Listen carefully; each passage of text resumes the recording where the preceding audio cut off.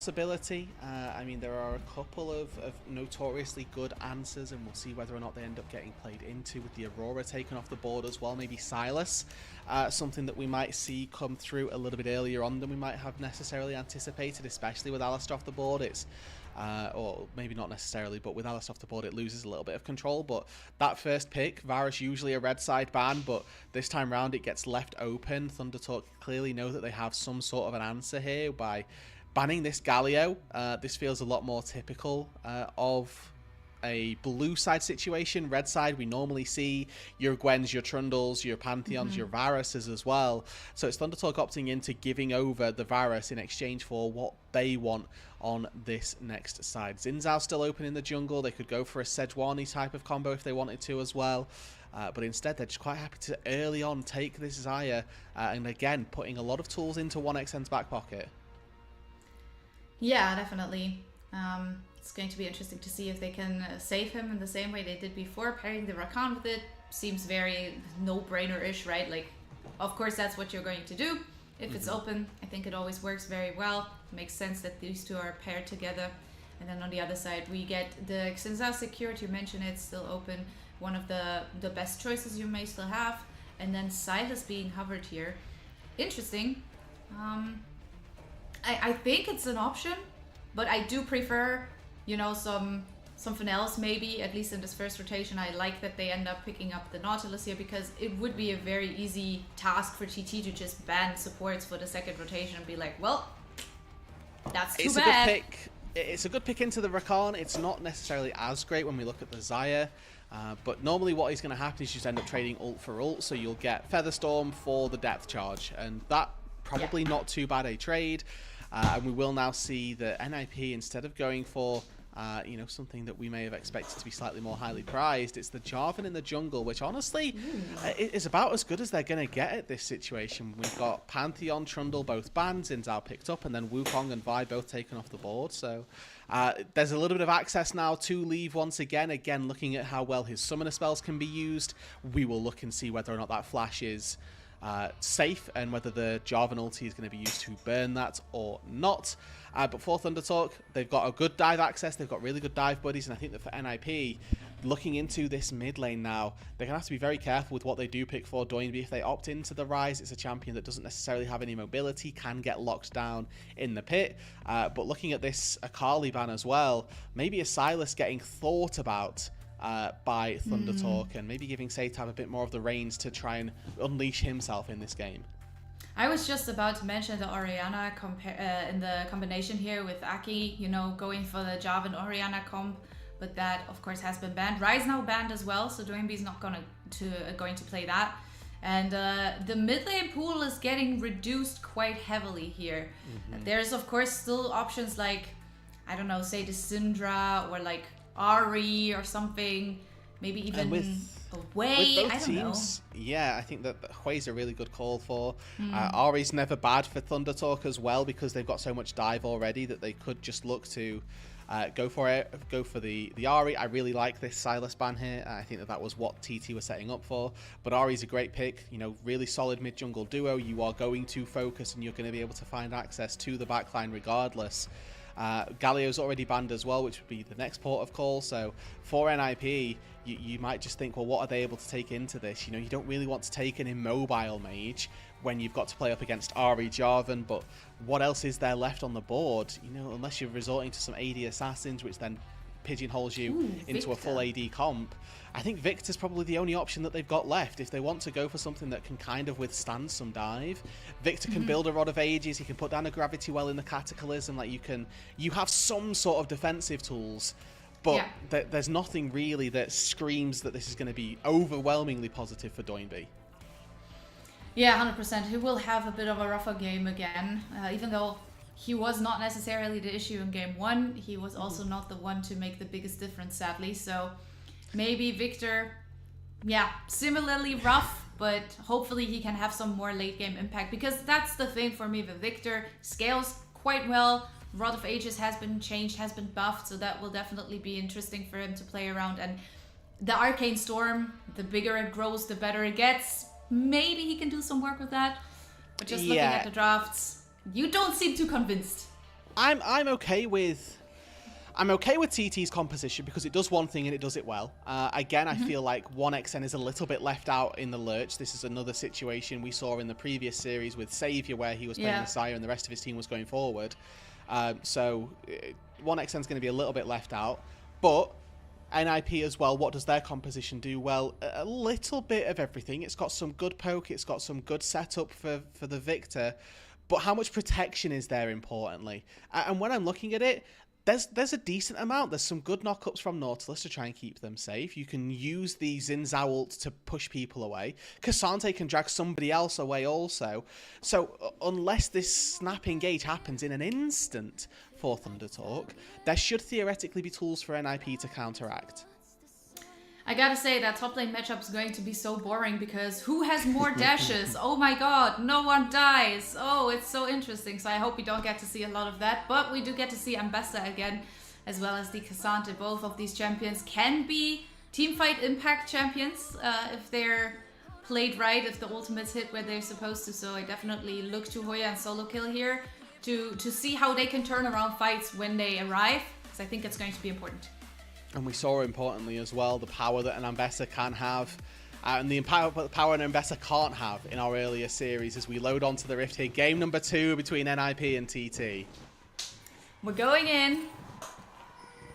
TT looking to maybe make it a 2-0, pick up that important point for the table, putting themselves in a better position for the second round robin.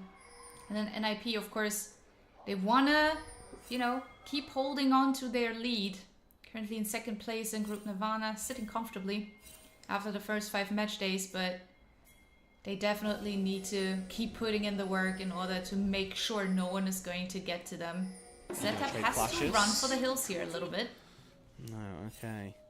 I would have really liked to see Niket go for a flash for flash trade there.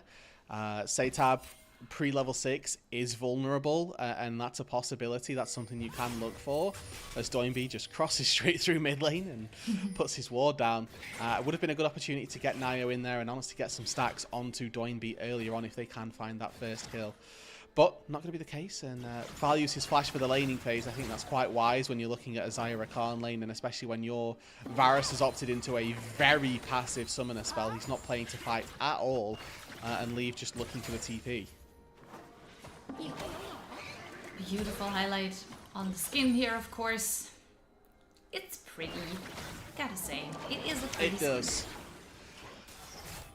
And I think that importantly as well, with this Ahri being a slightly lower typically rated pick from the mid lane, that keeping eyes on how well SeTab can do is going to be important, as Hoya dings level 2 early in the top side, able to jump onto Solokill. Looking good so far. Solokill got level 2 now as well, though. Should be fine. Bot lane push. A little harder to play for the side of TT here with the early heal coming through, as Feather has been taking a little bit of damage there. I think Nautilus with the hook is, of course, a big threat already in the laning phase. Something you gotta respect on the side of TT here. Yeah, and I think that versus the Rakan, what you normally want is things that provide hard CC quickly. So things like a Nautilus who can just auto-attack you, stop the Rakan from being able to dive in and dive back out. The reason you take Rakan into Braum so frequently... Oh, hold on, Hoya's knocked into the turret. Hoya has the flash. Manages to stay alive. Alright. But that was a little closer than he probably expected himself. Yeah, I mean, flash for nothing there. That's a really big win for Solokill, fortunately. You can see both junglers pathing into the mid lane. Oh, we can see Aki getting chunked down there a little bit. Half his health bar gone. SeTab also not quite as healthy as he'd like to be, as the next hook comes through on this bot lane. Feather stepping forward now. Hello, Niket. Trying to find the knock-up. Everyone has the flash. Naiyou is now here. Niket got rooted from that Feather pullback, and that's both sums gone on both of the bot laners for ThunderTalk.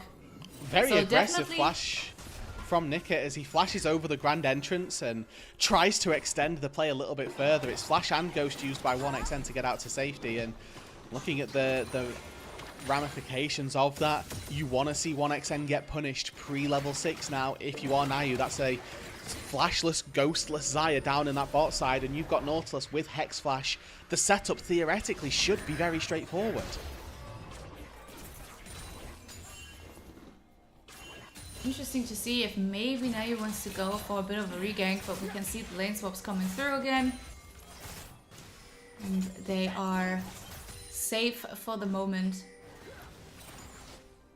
underneath their own turrets. Drake spawns in 30-ish seconds.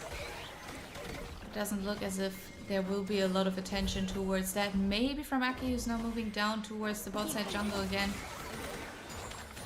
But NIP don't seem to be in a position where they want to necessarily go for that first early Drake. Cat doesn't quite find the right position, but then the hook comes through. Nicely done. 1xN stays inside the turret range though. Which of but you course can still keeps him see safe. really good damage being done already by the NIP bot lane. The power of this Varus really showing itself as a really good lane and scales into that mid to late game quite well as a poke threat as well. They're going to deny the bot lane this entire minion wave, and I think they're trying to send SeTab to try to catch it, but they're going to lose out on a good portion of that, a good chunk of it regardless. 1xN and Feather just playing dodge the Varus at this stage in the game, and it's not going too well for them. Good advantage set up by NIP early on. Yeah, I mean, if we look at the CS difference on bot lane, it definitely stings a little bit for 1xN here. 20 CS behind. It's not the position you want to be in after 5 minutes. Good news for ThunderTalk is you will get the Drake. That's nice. But you will still have to deal with the smaller leads generated individually on the side of NIP. Yeah, and that's going to be a task for a different time. I think this is the first game today where we've seen a very early Drake be taken, so shout outs to ThunderTalk for being able to put themselves in a position where that is possible. Like we say, we think it comes at the cost at their mid lane, or at their AD carry, excuse me, as you can see that 1xN is severely behind the curve and is sort of nomading from one lane to the other, trying to pick up dregs of CS before he can actually get to a position in this game where he's able to fight.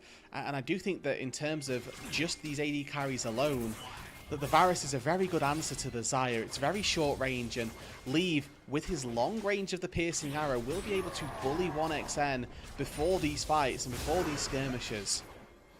Hoya's now getting engaged in this bot side. Finds the public execution underneath the turret though. Maybe he can buy some time, as now Feather is moving in as well. Hoya's still alive. Somehow he managed to buy enough time, but it's just not quite the outcome they were looking for, as he ends up going down in the end. It's the kill for Doinb. And therefore TT, well, I guess they have to take a step back in that scenario. 1xN getting some alone time, maybe that's the good news, but I don't know. Looks like Doinb will be able to get back to this wave and get the majority of it anyway, so it's effectively just a play that is unpunished. Yes, you know, 1xN gets a wave uncontested, but that's not the win that you're looking for when Hoya gets punished and taken down under the turret like that. Does look like they'll be able to get him the gold of the next wave regardless, but again, it's a small lead being picked up by NIP and a very good start to this early game.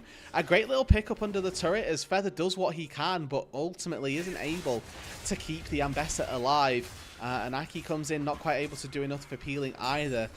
So TT, going to be a little bit hard done by. A reminder, like, how they won game number 1 was through 1xN, was through this Xayah being a massive menace in late game team fights. But the current state of this game, 1xN is behind the curve. He's going to take a while before he can become that menace, and NIP are doing a good job at curbing the power of 1xN. Grubbies are now on the map. We can see everyone kind of moving in towards this top side. Lane swaps have been coming through, as SeTab is now caught in the Arcane Storm, has to use his Spirit Rush, but should be just fine. With both of the ADCs in mid lane, and the push towards top side, more towards NIP, they are in the better position to, of course, start off these Void Grubs, which they will do. But yeah, the pings are coming through. SeTab has to walk the long way around to get involved in this fight, but he has no Spirit Rush anyway. Okay, Hook's coming through.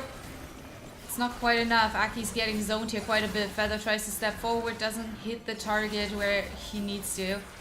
Niket doesn't have the depth charge yet, so maybe that's good news. Aki manages to smite away at least one grubby, and now they're going in for the fight. Aki in the backline has to flash out straight away, as this is not the positioning you want. Featherstorm by 1xN has been used. He pulls back the feathers, finds the root, and in the end it's a kill for SeTab. But now 1xN has to pay for his life. SeTab left by his lonesome as Aki is moving back in as well. He trades one back, but he will probably go down as well. Doesn't have the flash. It's the double kill for SeTab, but the question is at what cost, because your team falls. The Void Grubs will probably... Well, the singular Void Grub that is still there will probably stand for another second. But, I don't know. Not clean. Not the outcome we wanted. Big early fight though for NIP, right? Like this is a massive fight for them. They get 2 out of 3 Void Grubs. They find a couple of kills, and Flash from Leave here is really good. Keeps himself safe. 1xN is not quite able to do damage, and unfortunately for ThunderTalk, again, a little bit mismatched on what they want to do. Aki is so far away from the team that by the time he goes in, he's solo, he's isolated, and you know, when he goes in, who's going with him? SeTab doesn't have ulti. The Xayah can't contribute to this. And yes, 1xN's able to find one on the back of this, but he can't flash out to safety. He has no good flash angle. And then Aki goes in looking for Leave, unfortunately not quite able to take him down or knock anybody up to save his mid laner for a little bit longer. And NIP will be more than happy that that Doinb rather, has just contributed to 5 kills, got literally a full upgrade off of the contributions to team fights, is now 4-0-1, and is going to be the sole focus, hopefully, of ThunderTalk if they want any chance at taking this win. Last Void Grub. Sounds like a great movie, by the way. The Last Void Grub. But the Last Void Grub has been taken. So 2 grubs over to the side of NIP. And 1 that Aki was able to smite away. So that's of course the stack for the feats of strength denied, but not really much more. Second Drake is on the map. And TT have to look to find a way back. 11 minutes in the game, and it's already a 2k gold lead. Maybe now. Aki finds a nice Cataclysm. They're moving into the backline. Feather with the engage, but then again, 1xN just goes down. Nicely done by Naiyou. Yes, they get the return kill onto Leave. But again, at what cost? They invest a lot, but they don't end up getting the outcome they were looking for. Now with the Drake up, it's going to be hard to fight that one. Hoya tries to escape using the public execution. Feather is in the area, keeping him safe there. And it's looking very much like we're repeating history, unfortunately, for ThunderTalk, as NIP are now 2,500 gold to the good. They've stopped the early dragon stacking that TT tried to put down, and Doinb is 5-0 on this victor. The diving efforts of ThunderTalk have not yet been successful, and for the side of NIP, it's probably just going to be business as usual. Return to the map, continue snowballing. You've got a tier 1 turret top side, a tier 1 turret bot side that you can look to take. And they've still got plates up for another 2 minutes, so you can probably take a good chunk of gold out of those as well. We need to see better execution from ThunderTalk. Doinb still has flash, let alone burning it in the first place. He needs to be the focus of all of these team fights, otherwise he's just going to run amok across the team fight. Feather and Aki both in the area. Maybe they can look to find something either in this jungle or towards this top side, but we can see Niket's moving in as well. Could use the plant. Will definitely spot Feather here, but I don't think Aki has been spotted yet. Now he's on vision. He's going to drag himself over the wall, but he's getting caught out relatively early on, and that's just another kill given over to NIP. Not really much you can say about that. Yeah, and I think given over is the exact right phrasing of that as well. SeTab now under the turret. I mean, he has Spirit Rush, but whether or not he can get out of this with depth charge available remains to be seen. An attempted collapse by TT. Maybe they can find a little bit of damage. Niket has taken some, but it's just not quite enough, and SeTab has to be so careful. The laser coming through does a decent amount of damage. Now they are looking to even invade the jungle, take away these camps from Aki, who's now just respawned back on the map. Feather's going forward. Here comes the quickness. Maybe they can find something, but Feather's going to drop down extremely low. Feather's going to be pulled back, and that's a good kill. Necessary kill going over to Aki, and they are looking for a little bit more. Public execution comes through onto Leave. Leave underneath the turret won't be enough. Hoya with the kill as well. And that's exactly the proactivity that I want to see from TT in order to fight back. They need to fight back, they need to get these catches, and they need to open up the map as quickly as possible to not let the snowball get out of control for the side of NIP here. Yeah, and I mean, Naiyou there with a little bit of a return donation onto Aki as it does end up giving over a little bit of a freebie as TT take down this tier 1 turret. It's not quite kills onto 1xN, but it is gold via these assists, via the turret and the way that he's able to collect. And you know, 10 CS away from his call being complete. It's probably going to go back to base, pick up a good component of the Infinity Edge as well. As off screen here, it's Hoya and Solokill going at it, but the immediate early walk up from Hoya gives him the opportunity to contest this. As Feather comes on in, finds a really good engage, and Naiyou just sticks around a little bit too long. Xin Zhao does one thing, he goes in. What he can't do is go out. And he found that out, you know, probably already knows this, but reminded of it the hard way. Nicely done, 2 quick kills. You can see the fans happy. I mean, I get it. You know, I would be happy too. If my team made a comeback, I'm always very happy about that. And it's the momentum swing as well, that it just, you know, they've now wrested back control of momentum. And in a game like League, it, you know, if you feel like you're ahead, then you're going to play like it and you're going to look to try and use it. In this game, in this situation, it's probably very clear to both sides. Doinb is the linchpin, right? If we can kill Doinb in these 5v5s, we're probably going to win as TT. If, you know, NIP can protect the president, keep the victor alive, we're probably going to see NIP force us to a game number 3. But he's been permanently safe in this situation. Aki. Cataclysm coming through. Leaf does not really have any tools, doesn't have the Flash, Feather Storm, and the pullback going through, therefore... Can he get out, going over through Aki. I don't think... Oh, I just wanted to say I don't think so. But he did drag himself over. Now the depth charge is onto 1xN, but the hook is being blocked here by Feather, who uses everything he has in order to make it out alive. Yeah. Nice try from NIP there.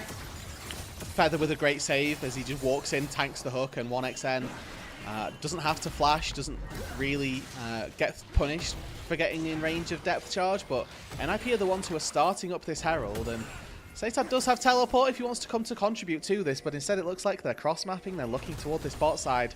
I think trying to take the turret in the face of a Cassante is going to be quite difficult, but it's just going to be quite straightforward, a Rift Herald for nothing. Well, that's how it goes. NIP with the next objective. Herald should be good for them. They lost their mid lane to 1 turret. Maybe they can get something back now, especially with the Drake spawning in about 5 seconds. Maybe you can actually use it already to utilize that as we look at another replay of this mid lane play.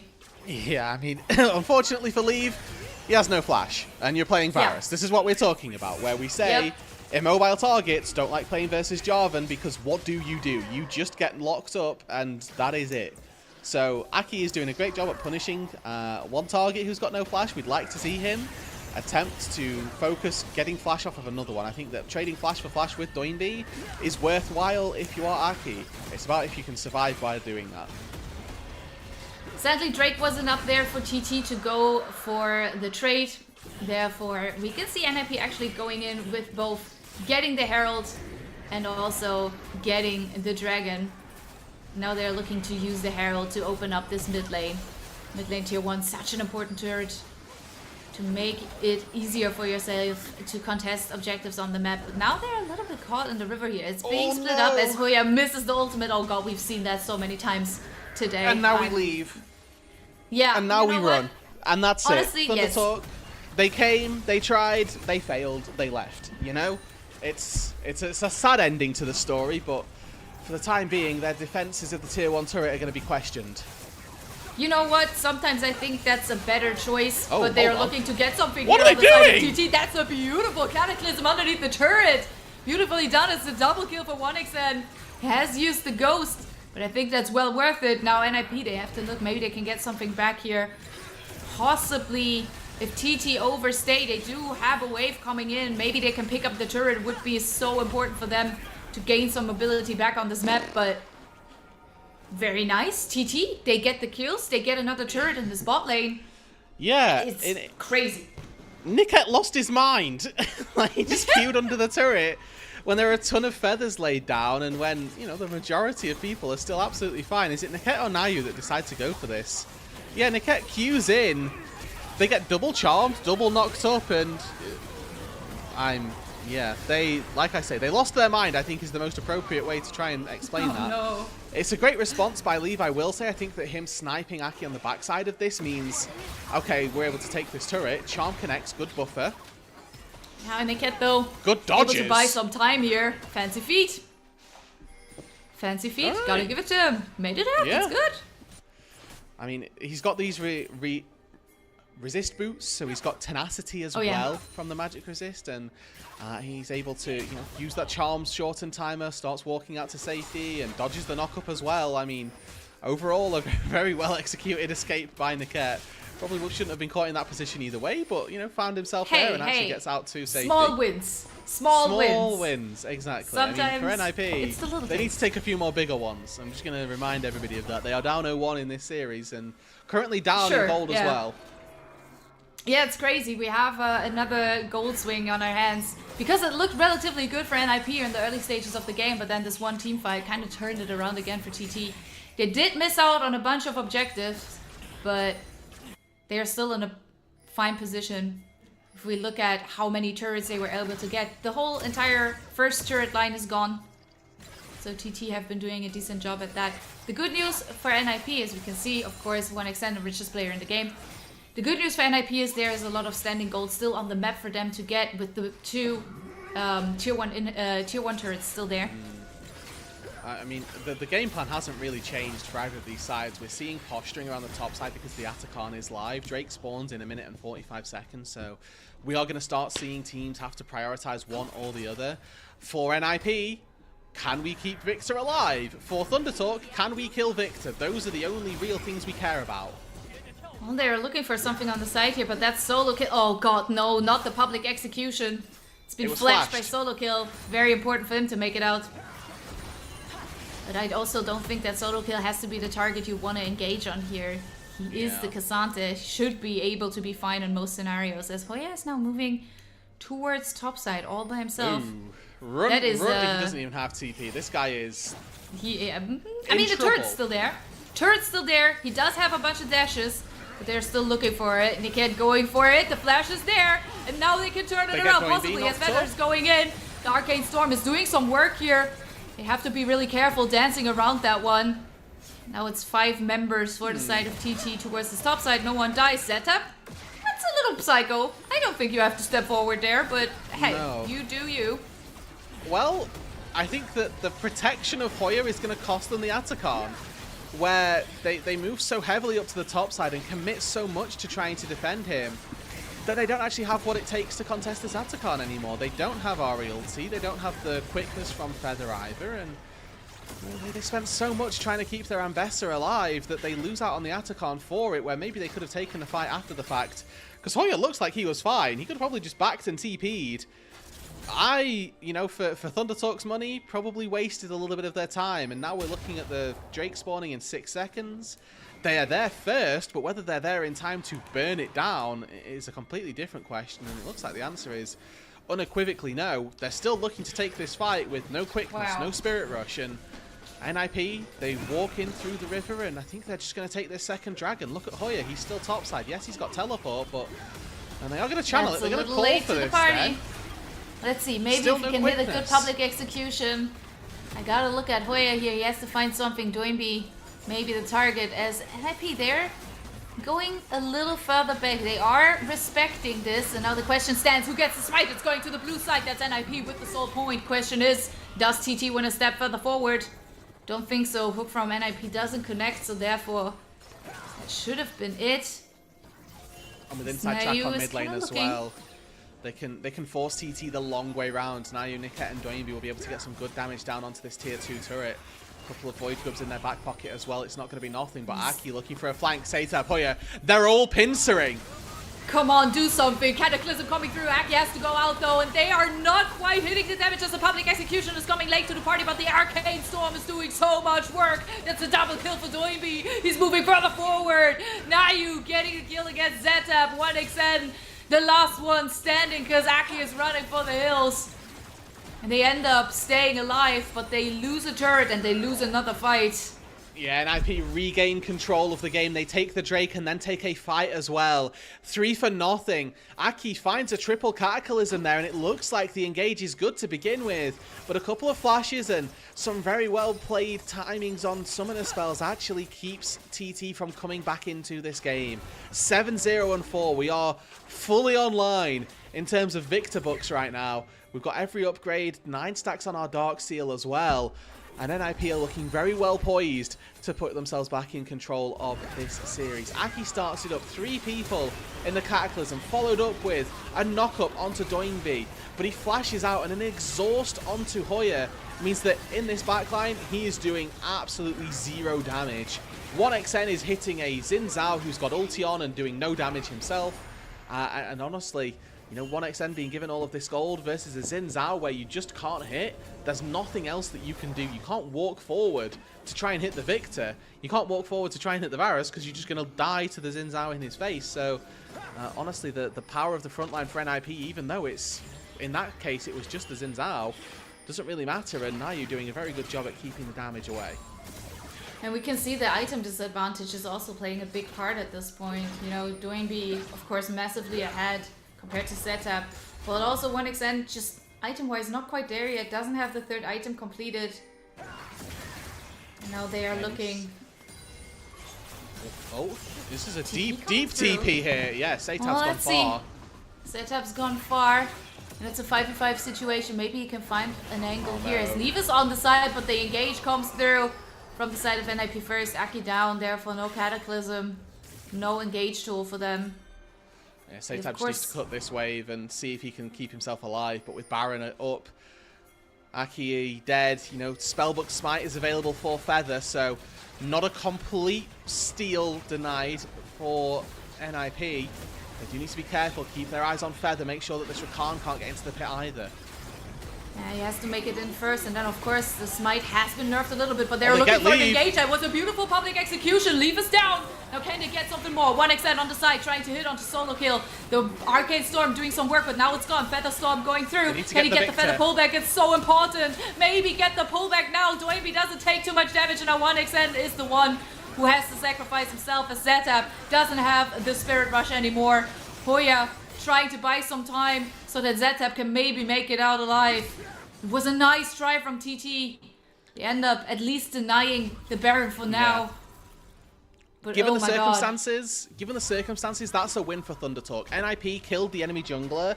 Their eyes would have been firmly set on the Baron. They would have wanted to take that objective and start to push us to game number 3, but TT do a great job at just tying, or sort of running around the sides and skirting towards NIP without fully committing and kind of baiting them in to and fro. NIP a little bit lost in this. Leave once again without any protection. Doesn't know what he can or can't do. And on the Varus with no flash just gets caught up. It's a great public execution from Hoya. And Solokill, you know, he's just walking and tanking the Feather, tanking the Xayah this whole time.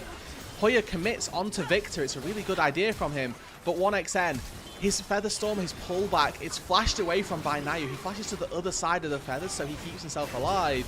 And ultimately, 1xN just flashes to the same side of melee range from the Xin Zhao, ends up falling, and it's a bit of a wasted flash by the Xayah. Even still, NIP walk forward. They've now got an even bigger gold lead. They've still got this 7-0-7 Victor, who is yet to die in this game, and still with stasis, flash coming up in a minute, soul spawning in 10 seconds. And it's all about getting eyes and getting access to Doinb. If they can't do that, then they're not going to win these fights.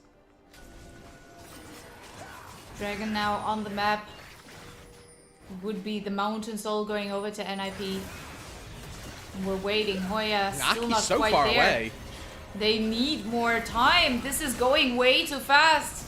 Aki needs to find a way in. Maybe he can drag himself over the wall, but he doesn't end up getting it. Maybe the Cataclysm, maybe the damage. There is another good ultimate into the backline. They do dish out some damage. It's Leaf that ends up going down. But as long as Doinb stays alive, as long as the Arcane Storm gets to do what it needs to do, look at it. It's ginormous. This is just a huge ball of damage coming through from the side of NIP, who are now setting their sights towards the Baron because they can. I mean, oh great, they killed Leith for the 6th time. It does not matter at this point. Leith is just happy to be cannon fodder. Doinb is the focus, and TT have not recognized that. He's free firing the whole time, still full HP. Now with the soul at his back, so taking him down becomes even more difficult. And ThunderTalk, with a refusal to acknowledge where the problem lies in this game, are going to lose out on Soul, lose out on Baron, and find it incredibly difficult to push any further forward. Aki, far too late trying to get in here. It's a 1900 secure. And nobody's on Doinb. Look at him. He's fine this whole time. Just sat back, chilling. He's got payphone in his ears. He is just watching all of the damage come down. And absolutely no stress on him whatsoever. And I gotta agree with the chat, you know, saying, oh my god, why are you focusing Leaf when Doinb is the one doing all the damage? I agree with that. I mean, usually I don't think it's a bad idea to target the AD carry, of course not. But if we look at the stats of this game, I don't think Leaf is your biggest problem here. Yeah. That's about recognizing where the problem lies, right? Like, yes, killing the AD carry, typically a good idea. However, Hoya's the one on the fire. Yeah, he will get hooked. Should go down here. Not really much he can do. Doesn't have the flash. Another one for Doinb. Make that 10. The Ghost Nautilus there just spellbooks in.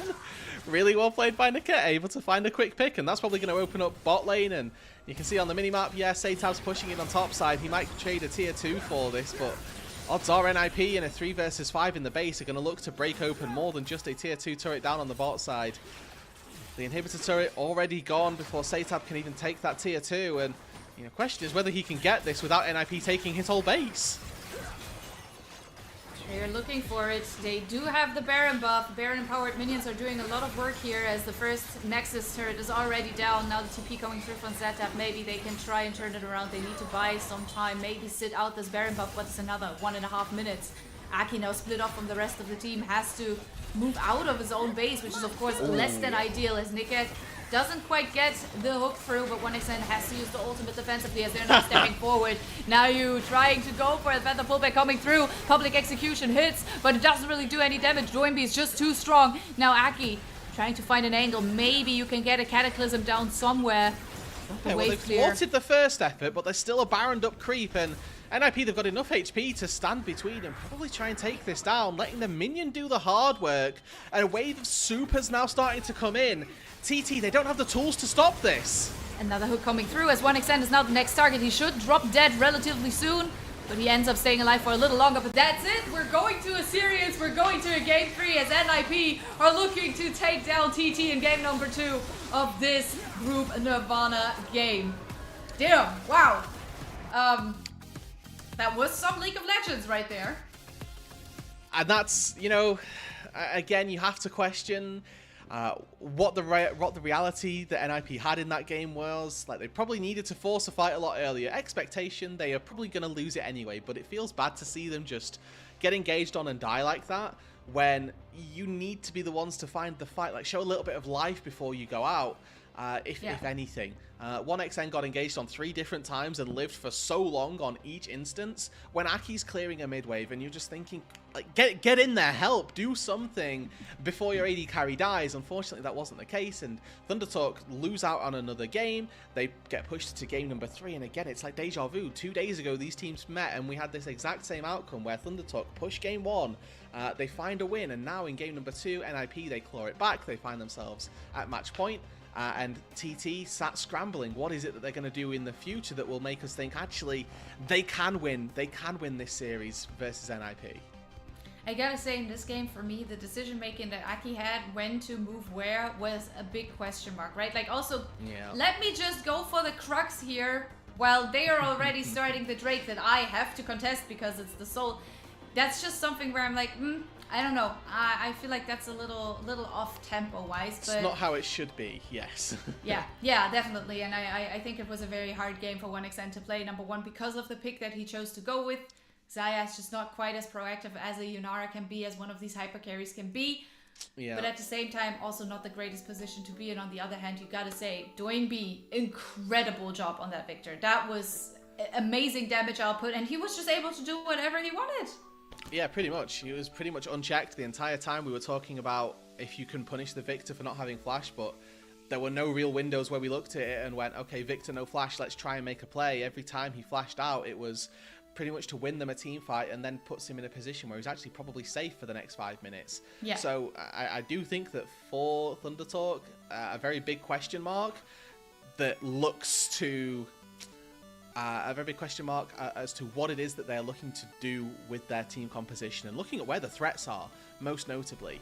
It was very clear to us watching this, a 7-0 Victor might want to be your focus, but to ThunderTalk, they never got that opportunity. Yeah, I mean, he was also kind of hard to reach in a way, because we've mentioned it in game 1 as well. Leaf has been left alone so many times in the game. So of course he's an easy target to engage on, because he's just, you know, off to the side somewhere. But yeah, very, very short amount of time where TT actually had hoped to turn this one around, but then the snowball of course kept rolling, and yeah, it looked like a very one-sided game after, let's say, after the 23-minute mark. Yeah, there was a glimmer of hope where 1xN gets a couple of kills, Niket throws his life away under the tier 1 turret, and you're thinking, oh, maybe, hold on now, there's a chance that if NIP keep throwing, that maybe TT can win. But unfortunately not the case. Doinb, again, really solid numbers on the Victor. You can see doing so much of the work in this game, and 1xN not quite able to have that same level of impact. The Xin Zhao, most notably, causing the most trouble for the Xayah, meaning that 1xN isn't able to do what he did in the last game. I think that's also something that we saw in a tendency in game 1, after especially hearing Naiyou's interview as well. You know, him saying, I want to bring more of this aggression into it. I want to bring more of the carry potential into it. And game 1 he showed that, especially in the early stages, but in this game too was when he really got to shine and facilitate some of the plays that Doinb was able to make. I mean, even here.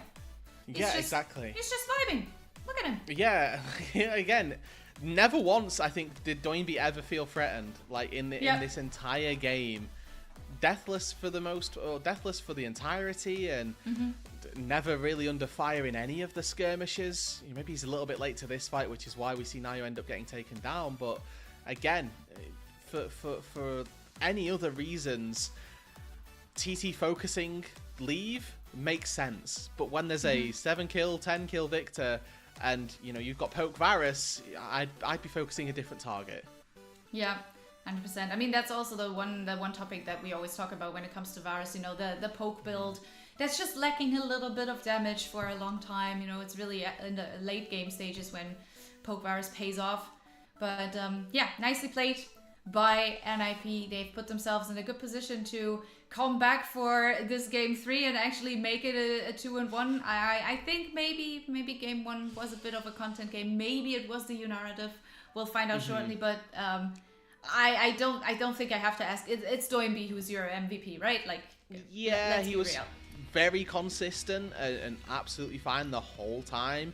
Again, maybe arguments for Naiyou, because this flash in particular, very solid, constantly creating space for Doinb in particular to be able to come out on top. But the reason they won that game was because Doinb was left unchecked, and he's positioning himself very well to keep himself alive. Like right there, Hoya, who is right next to the Victor, ults onto Leave instead, and you're just thinking, buddy, we've completely misread the situation of the game. And Leave is sat, you know, this time he's thinking, yeah, but please kill me, like, absolutely.